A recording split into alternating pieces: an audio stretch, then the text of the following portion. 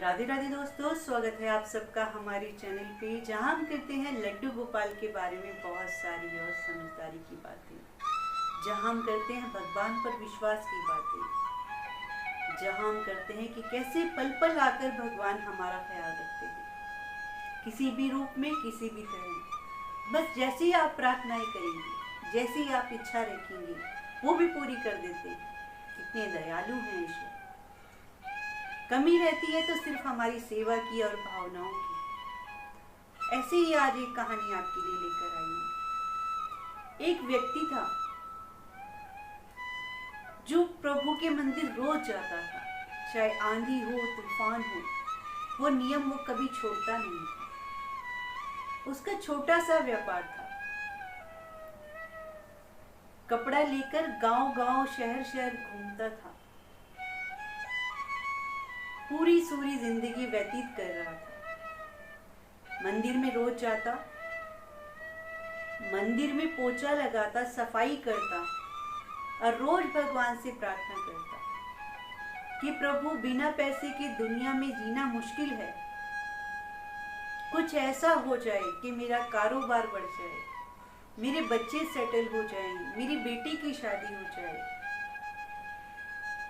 उसका रोज का ही रूटीन था।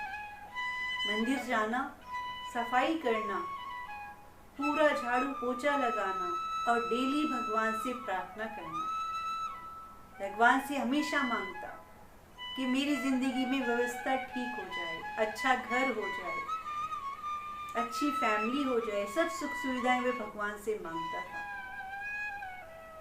अब भगवान तो दयालु हैं, कब तक प्रसन्न नहीं होंगे। एक दिन भगवान ने उनकी बात मान ली। साइकिल से दुकान पे आ गया।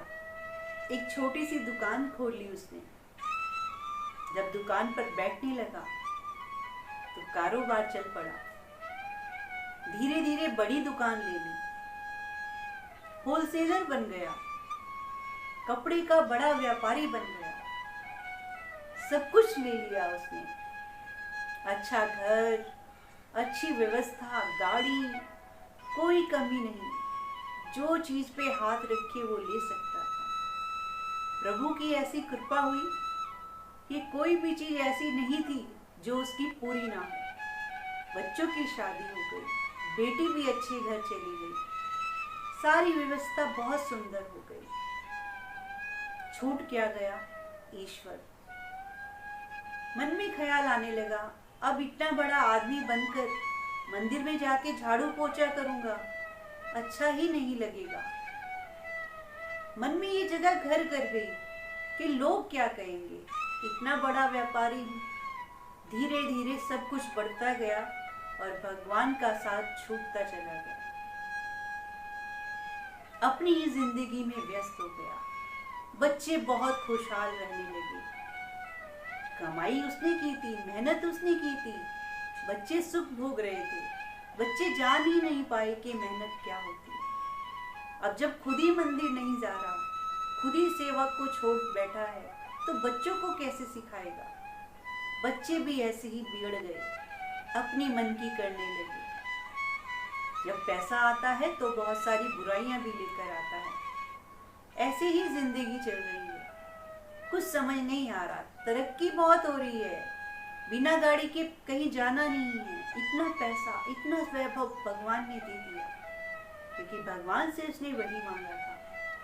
हर रोज प्रार्थना करता था और जब भगवान ने सब कुछ दिया तो वह भूल गया कि भगवान के पास भी जाना है। सालों बीत गए, पत्नी भी स्वर्गवासी हो गई, बच्चे भी प्यार करते थे, लेकिन उदास रहने लगा, परेशान रहने लगा। मन में बड़ा सोचने लगा कि मैंने भगवान को बिल्कुल छोड़ दिया, जिसने इतना सब कुछ दिया। हमेशा उदासी उसके चेहरे पर रहने लगी। एक दिन परेशान हुआ बहुत ज्यादा। मन में सोच लिया कि अब तो भगवान के पास ही जाना है, और भगवान तो है ही इतने मोह वाले, इतना प्यार करते हैं हमसे। उनको जिसको भी बुलाना होता है वे बुला ही लेते हैं। पहुंच गया अगले दिन सुबह सुबह मंदिर में। पहले पैदल आता था, अब मंदिर के बाहर गाड़ी खड़ी थी।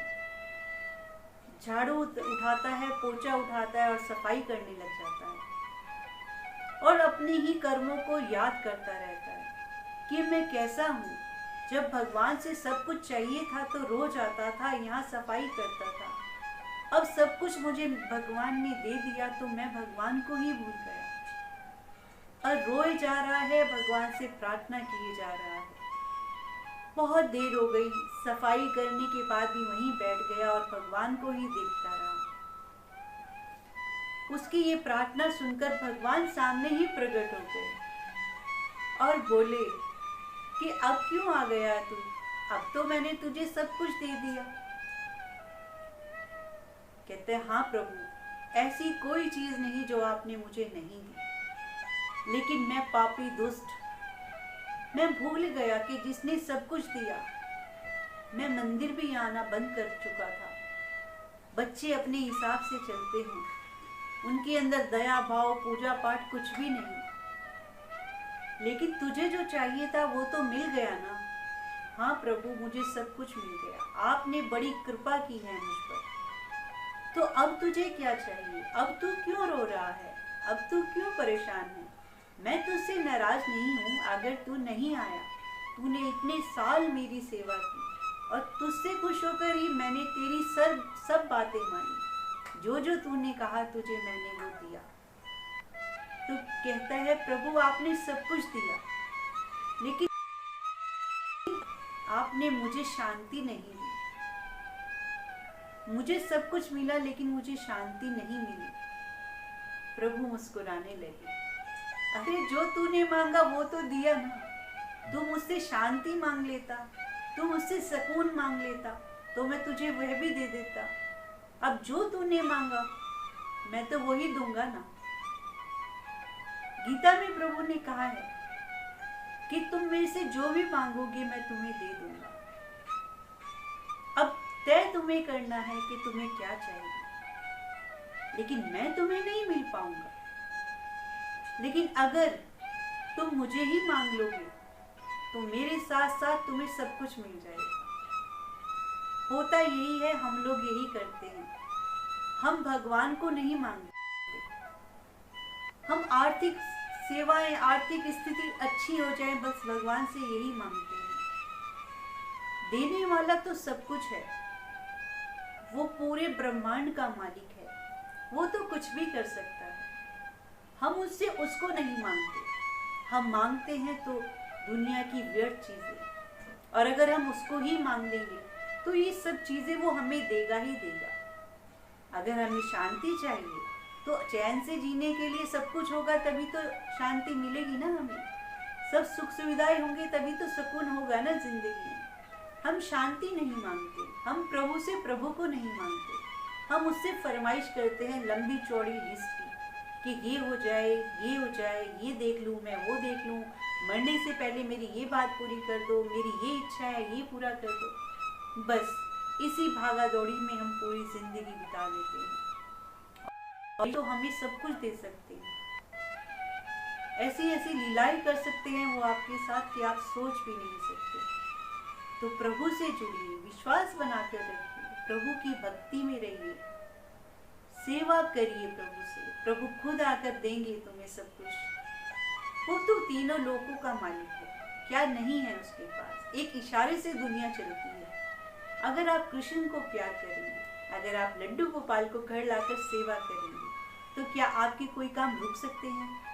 कोई काम नहीं रुकेंगे। विश्वास कीजिए, सब अच्छा होगा, बहुत अच्छा होगा। और विश्वास करिए, लड्डू गोपाल को घर लेकर आइए। इसलिए हमेशा कहती हूँ, लड्डू गोपाल को घर लेकर आइए और अपनी जिंदगी को सुंदर और खूबसूरत बनाइए। तो चलिए मिलेंगे अगली वीडियो में, तब तक के लिए राधे राधे, जय श्री कृष्णा, जय श्री श्याम।